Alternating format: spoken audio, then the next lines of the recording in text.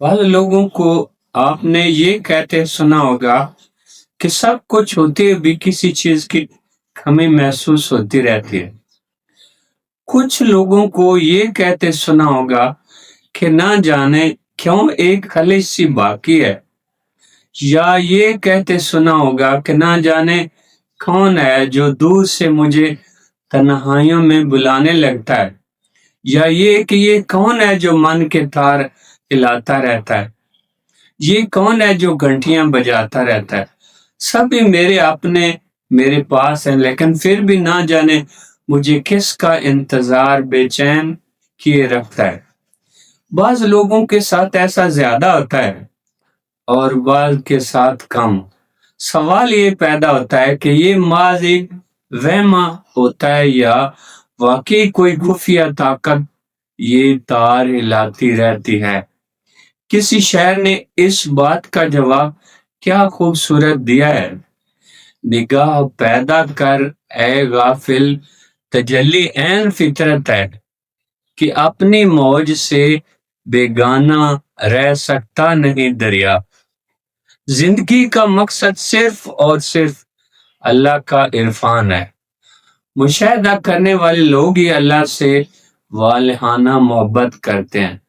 یہ راز اللہ تعالیٰ نے اپنے محبوب پر یوں کھولا کہ دراصل میں ایک چھپا ہوا خزانہ تھا، پھر میں نے چاہا کہ میں پہچانا جاؤں، پس میں نے پہچان کے لیے مخلوق کو پیدا فرمایا۔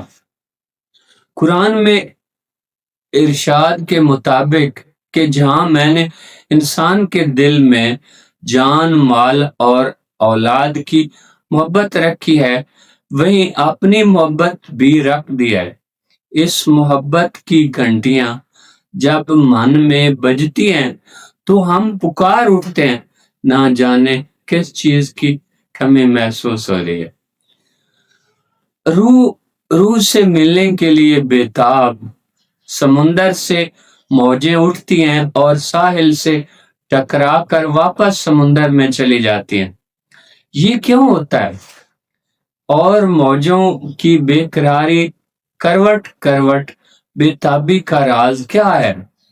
دراصل انسان فطرتاً مسرت و رحمت کے اس سرچشمہ اول سے محبت کرنے پر مجبور ہے۔ نظر سے دور ہو کر بھی تیرا روبرو ہونا، کسی کے پاس ہونے کا سلیقہ ہو تو ایسا ہو۔ موج جب اپنے اصل سمندر سے دور ہوتی ہے تو اس کے اوپر دوری کا احساس غالب آ جاتا ہے۔ وہ بار بار ساحل سے اس لیے سر ٹکراتی ہے کہ اسے فراق کی گھڑیاں قیامت لگتی ہیں۔ سمندر جوش و جلال اور عظمت سے جب اپنی حیثیت کا مظاہرہ کرتا ہے تو اونچی اونچی لہریں اس کے باطن سے باہر آ جاتی ہیں اور ساحل پر اپنی پیشانی رکھ دیتی ہیں۔ عظمت و جلال کا مظاہرہ انہیں اس بات پر مجبور کر دیتا ہے کہ وہ سجدہ میں گر جائیں۔ لہریں جیسے ہی ساحل پر جبین نیاز رکھتی ہیں، سمندر دوبارہ اسے اپنی آغوش میں لے لیتا ہے، یہاں تک کہ لہر اور سمندر ایک ہو جاتے ہیں۔ اللہ انسان میں ایسے ہی ہے جیسے آنکھ میں بینائی، کان میں سنوائی، زبان میں گویائی، ہاتھ میں کہوائی اور پاؤں میں پوپائی۔ لیکن یہ مقام اس وقت آتا ہے جب انسان اپنا آپ اسے سونپ دیتا ہے۔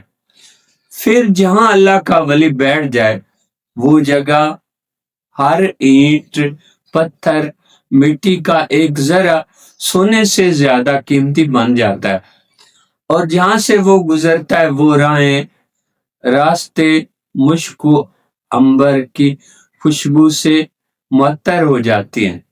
راستے کا ہر شجر، چرند پرند جانور اللہ کی ثنا میں مشغول ہو جاتا ہے۔ جزا سزا کی اور نہ ہی بقا کی ہوتی ہے، نماز عشق میں نیت فنا کی ہوتی ہے۔